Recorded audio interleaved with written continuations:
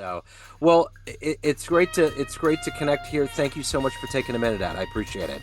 Yeah, thanks. Thank you for having me. This will be fun, and I've been watching all of your shows, and it always just seems like a great time. So Yeah, it is. It's a good celebration of what we're doing, and what you're doing is paramount. So let's get into it. And before we do, we're in a new year. We survived this pandemic. The pandemic shifted so much, and especially with the work you do. How much of that time period has sent residuals or waves into what you're doing now in your work? the pandemic made it, I think, you're a little bit more disconnected still. There are so many people that need help, a helping hand. I think you're still feeling kind of the shock waves of that. So there's a lot of people that still need everyone's help, a helping hand to work with your neighbor. But there's also a lot of issues. We're doing a few programs with nursing homes and hopefully the Ronald McDonald House, and it kind of is a little bit more difficult because you still can't really be engaged, and that's a big thing with our foundation is we like to be very hands-on and engaged Yeah. because seeing is believing, seeing is feeling, and not being able to, go into the nursing homes or go into the hospitals and hand, out either cards or candies or gifts, to try to uplift spirits makes it a little bit more difficult. Yeah. Like, get the thank you cards, and we've gotten paintings done by kids that have said thank you. But I think there's still this disconnect. And to me, I say it's really important to keep the human and humanitarian work. Yeah. Um, and since COVID, it's been a lot more difficult to kind of keep that human connection. But luckily, there are a lot of groups out there that want that and that you can find, and continue to kind of have a little bit more one-on-one, hands-on, I like to say, Yeah. interactions. And I think that's just a part of our world healing. I think we're still so close to what happened during that time period that it's just going to take time. I mean, it's like the first time in our collective human history that there's been a focus on mental health and what happened to us as human beings. Absolutely. And you're still seeing the effects of that.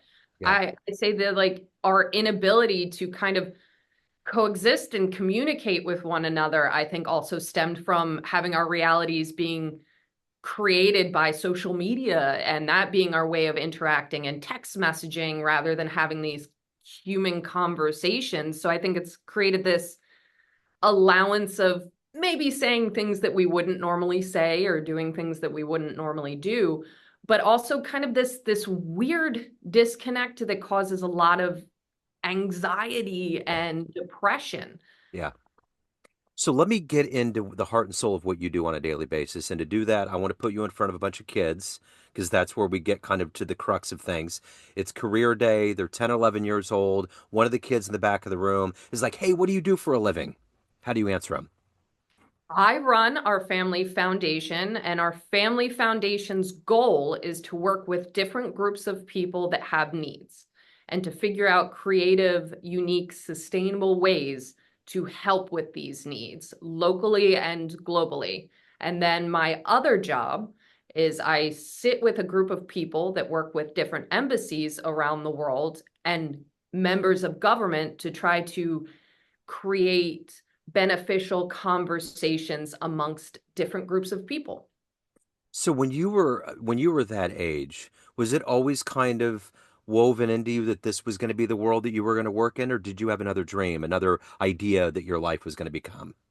My dream was to be an Olympic skier. Okay. So I definitely, I was a very just kid interested in sports, and I was a very, even though very opinionated once you got to know me, a very shy kid with so much anxiety whenever I was in a room with people that I didn't know. So no, I in no way, shape, or form thought that I would be here now. I just always knew that I was a lover Yeah. that wanted to just help everybody that I was around. And it always made my parents a little nervous when I was younger. They said, I feel like you'd be the person that would literally give the shirt off your back. And well, they're not wrong in that, but it always made them a little bit nervous because they would say you need to be a little bit more thoughtful in when you're trying to help somebody, because there are people in this world that might kind of use that to their advantage and not think of you Yeah. uh, when asking for a hand. So it was a process of learning to go from wanting to be a skier to wanting to save the world to realistically trying to figure out how to help people. So how did this venture begin? How did you decide that this was going to be something you wanted to pursue? Was there a moment? Was there a particular client? How did it happen? There was a moment. I was actually in marketing for my parents' companies. They're serial entrepreneurs. We've done everything. Our family has done almost everything. And my dad said there's this group that I work with, and they're going to Africa, to an orphanage in Africa, and I want you to go. I just feel like this is something you need to do. And there I am in marketing, like, what am I gonna do in Africa? And I decided to get on a plane, being terrified of planes, which is hysterical to go that far. Yeah. I was like, I guess I'm gonna go. And while there, I met a girl who's about 2 years old, and she had lost both of her parents to AIDS. And she hadn't smiled the whole time she was there. And I picked her up, and I had my hair in a ponytail and let my hair down. She was like, "What is with," So I rubbed my hair on her face, and she just started to smile. And I couldn't put her down. Like, I just wanted to bring her home with me. Yeah. And when I came back home, I just was different. I couldn't really find a whole lot to be upset about, and I just said to my family, I don't want to be in marketing anymore. I need to help people. I just feel like this is the only time I ever felt like I was in the right place at the right time. And I'm just really blessed in the sense that my parents listened and thought about it, and they were like, you know what, we've been blessed in our lives. Let's create our a family foundation that you can oversee. Once I was able to learn a lot and make it actually something that I knew was sustainable and could have a positive impact. So I'm still forever learning. I still work very closely with my parents, and I have a lot of amazing mentors that kind of help me along the way. But it was, I like to say it was that moment with that child in Africa that it was just, I knew where I wanted to go. Yeah. Talk to me about the history of the Family Foundation. Give me kind of an overview of the beginnings and the evolution to today. It started as Cosmo Cares. My dad's name's Cosmo. Super Yeah. fun. Yeah. It was just like this little charity. It started out very tiny, and we would put washers and dryers in schools or gather coats or food for pantries. We still do a lot of that, but we wanted to kind of have a larger outreach. We wanted to get global. And we met a lot of very interesting people along the way that were doing that. And we kind of started to team up, and it became Cosmo Cares to no, we need to get a little larger. And we wanted to work with more and more unique individuals that were doing incredible things all around the world. And we're like, we could all learn from one another if we can take the time to really listen. And we all know what our ambitions are, we all know what we want to achieve.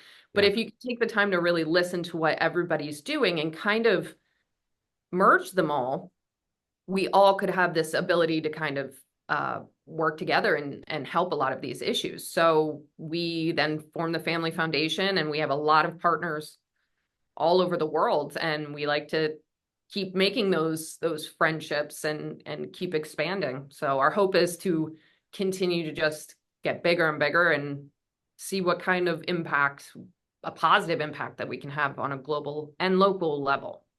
That has to feel good every day knowing that ultimately the aim, the vision of what you're doing is going to send ripples and be a benefit to people that need that. Because everybody has jobs and they do things and there's things that are noble, but it sounds like that everything that you do, the aim is how can we help those that need it?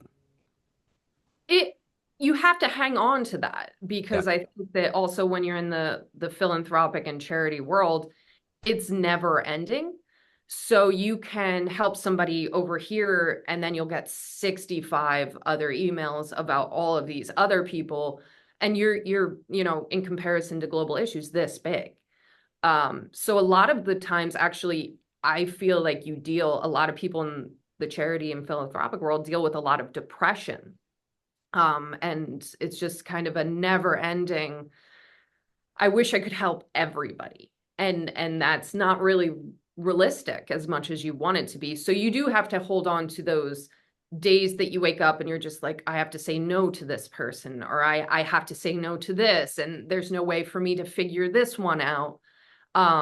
But then you remember the people that you do help and the small steps. I like to say, people who want to save the world want to fly. Yeah. And you have to have this kind of got to reel it in and say like, no, I have to just take one step at a time. I have to take one problem at a time and go to sleep knowing, okay, at least that person was fed. At least that person has a new warm jacket. And I may not have saved the world, but I changed the world for that one person. Yeah. So I think that as much as, you want to feel like, yeah, I'm this great, it's very hard to kind of balance that with I just had to say no 10 times. It's interesting when I think about this work, there's always going to be inadequacies and things that need to be solved. But from what you're doing, there has to be something in you that's thinking, why can't this government do this? Why can't they allocate funds here? Do you ever get into that quagmire where you're figuring out if you can't do it, how can these entities benefit from their government being either more conscious or benevolent? Or, I mean, do you ever think about how you could be in that governing realm of helping governments figure out how to help their people? I, in a weird way, am. I'm the vice chair of the Humpty Dumpty Institute, and we do a lot with bringing members of Congress or the Senate or privately funded individuals to different embassies or different groups to have those conversations. And I think that we all think we could do it a little bit better, but then when you sit in those rooms behind closed doors and hear conversations that the average person doesn't, Yeah. and hear issues that you are not aware of and the average person is not aware of, and all the red tape and all the different conversations, I think it also brings this, it bridges a lot of those questions and those thoughts and Sure. makes it a lot clearer as to why there's a lot of difficulties in a lot of ways.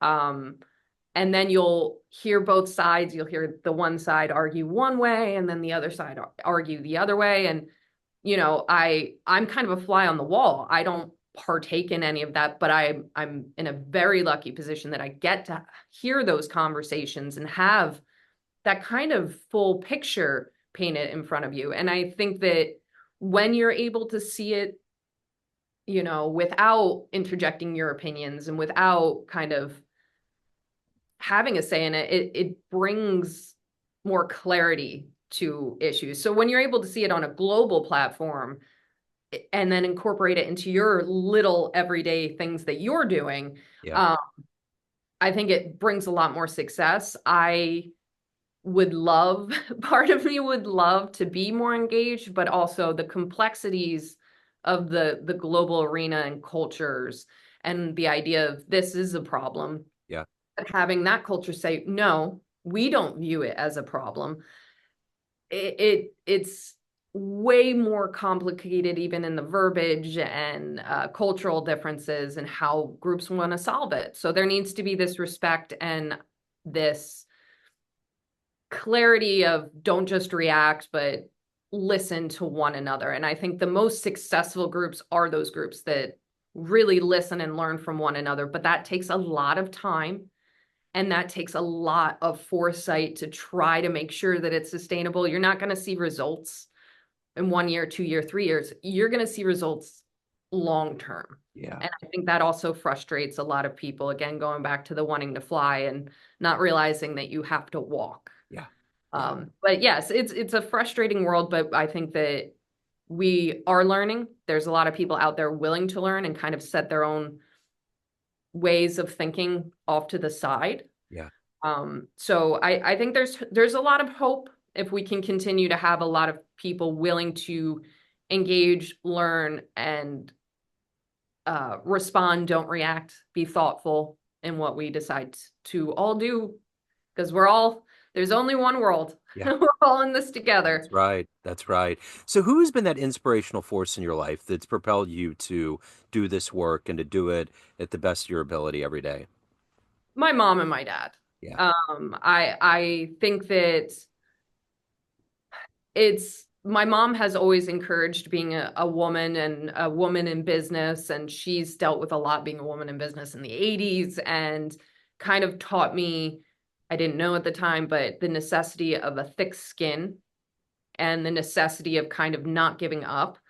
And my dad is always learning, always changing, always trying to find ways to help other people and continue to move forward. And I think every time I've wanted to kind of stay small, I'm going to say small, he's never really allowed that. He's like, nope, you could do more, you could be better, but like in that dad way that never made me feel, well, sometimes we argue, we're very fun to watch when we work together.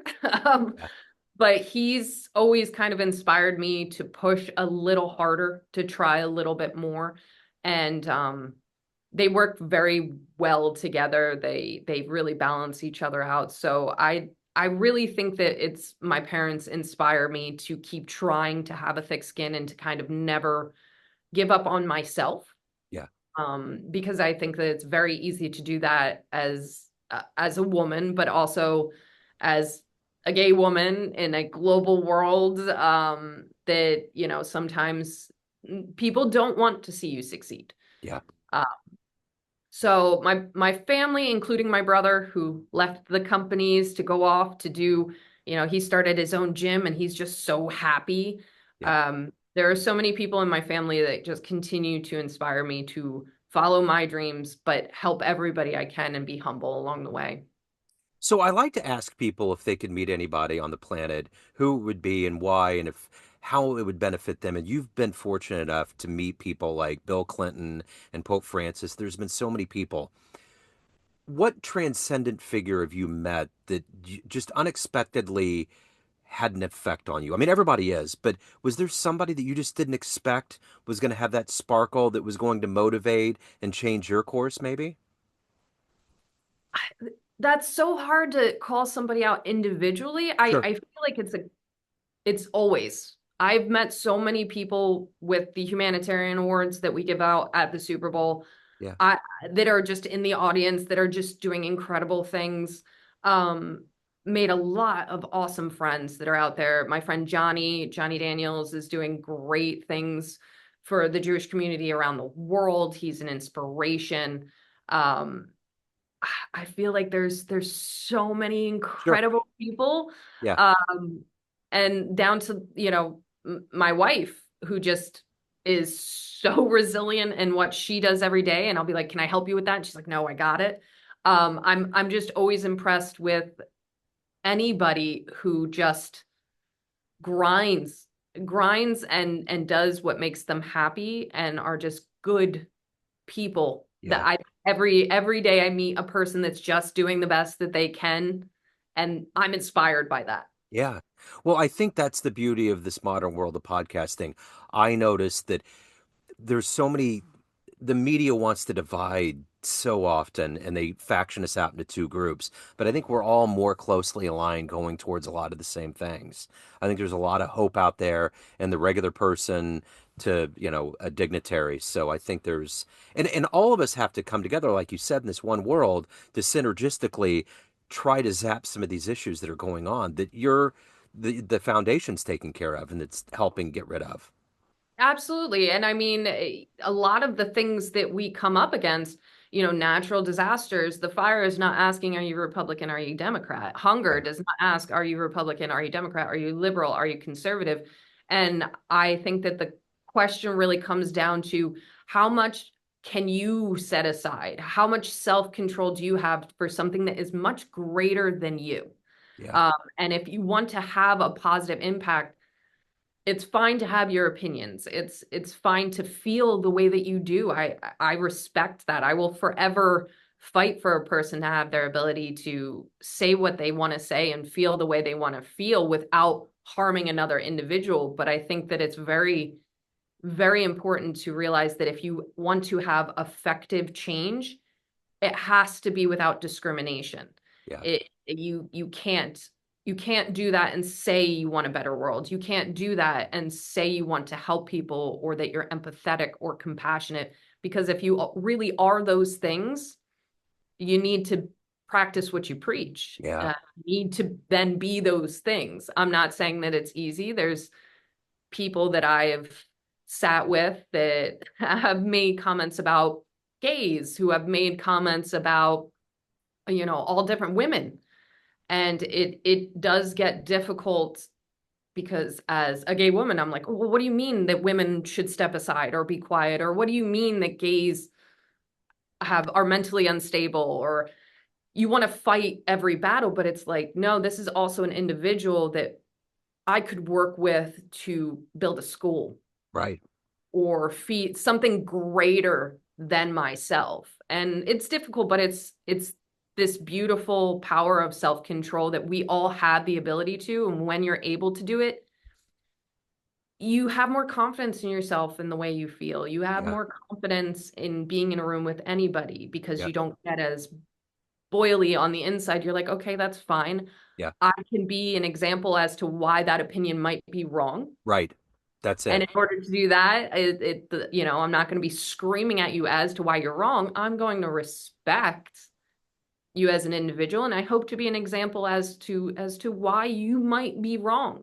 But I'm going to respect you along the way, even if I feel disrespected, because Yeah. that's my superpower. That is, I am ultimately in control of myself. Absolutely. So you have the opportunity in your life to do things that most humans won't be able to do. From meeting the Pope to being around a child that hasn't smiled because they've lost their parents and you've given them that hope. How do you stay grounded? How do you stay grounded and focused to do the best that you can do? But you're a human being. You have to evolve and grow and be you. How do you take all of those and make that your mantra and do the best you can every day? I cry a lot. No, I do cry. I like to work out. I do about 40 minutes on the treadmill every day, and I just put music on real loud and just, Yeah. try to get that extra out. Yeah. I also surround myself with people that just make me feel good. Yeah. And it's not by saying yes to me it's people that genuinely, when I'm around them, we don't have to talk about serious things. We don't have to talk about trying to save the world. We just make each other laugh. Yeah. My friend Bryn is amazing for that. We just are like, let's go get a really good meal and not talk about our problems, but Hmm. just try to make each other laugh. Yeah. So I think it's just important to also just know yourself, know when you need a bubble bath and to just completely put your phone down and turn off the TV Yeah. and have that self-preservation. So I think a lot of it's knowing the things that calm you and knowing when you're really tiptoeing on that edge and that you need to eat a little bit better and to work out a little bit and to turn off the electronic devices and to go find a reason to smile. Yeah. Find it because Yeah. Yeah. So of all these things that you've done and accomplished and evolved into at this point, what are you the proudest of? um proudest of. Oh, I feel like that's so tough. I I think it's continuing to work with groups of people that don't understand one another Yeah. and getting them into rooms to have deeper, harder conversations. I'm incredibly proud of that. I'm also incredibly proud. We have a mobile medical van actually in Africa that is bringing basic medical care to villagers that work with the orphanage that I had visited. I'm really proud of that. And I'm really proud we're about to expand our humanitarian award from NFL players and staff to the sciences. hopefully in 2026. And I think that I'm very proud of that because I think we need to acknowledge the people around us that are doing good things and Yeah. keep supporting them, especially when, like I said, it's very difficult to be in those worlds and not kind of get down. And I think we all need to give an attaboy to the people who don't give up. Yeah. Um, so I would say those are kind of my three top things that I hope to continue to grow and kind of encourage the world around me that we're capable of so much more and love each other. Yeah. Just love each other. Yep. Totally. So, of all these places that you've traveled to around the world, what was one of the most unexpectedly, magically wonderful places that you've been to? You just didn't expect it to be like that. Particularly magical. Ooh, well, I want to say Poland, believe it or not, Oh, but that wasn't really magical. I wasn't expecting to have such an emotional response to the yeah, history in Poland. Um, but every time I'm in different places in Africa, I really feel always so touched. I also have a deep, deep, deep love for Puerto Rico. I think we need to show Puerto Rico a heck of a lot more love. yeah, Um, I don't think the Galapagos, Ecuador, yeah. Jickle. I don't think there's been a place that I've ever been that I'm like, I don't think I'll go back there. Right. Every place has something to give if you're willing to listen and welcome it and be Yeah. open. Sure. So I don't want to make this overly political, but I do want to illuminate the fact that we are living post-pandemic in a new era with the new administration, with things that are going to be cut. And without going on either side, just from a logistical standpoint, there's things that are going to be like the bishop the other day that spoke at the that gave the sermon, which I think was brilliant. There's a lot of fear out there. And no matter what you do as a foundation, whatever administration's in there, you're going to be out there to help. So my question to you of kind of holding that flame and helping spread it around the world, what do you say to people that are fearful right now of what we're entering and what we're getting into to keep their heads in the game, to do things that your foundation is doing that's ultimately going to be the most beneficial instead of going down a dark path? You're seen. You're not alone in whatever stance you're taking. Nobody's alone. Yeah. There's a ton of people that agree with whatever it is that you're doing, and you have every right to feel the way you do. Hmm.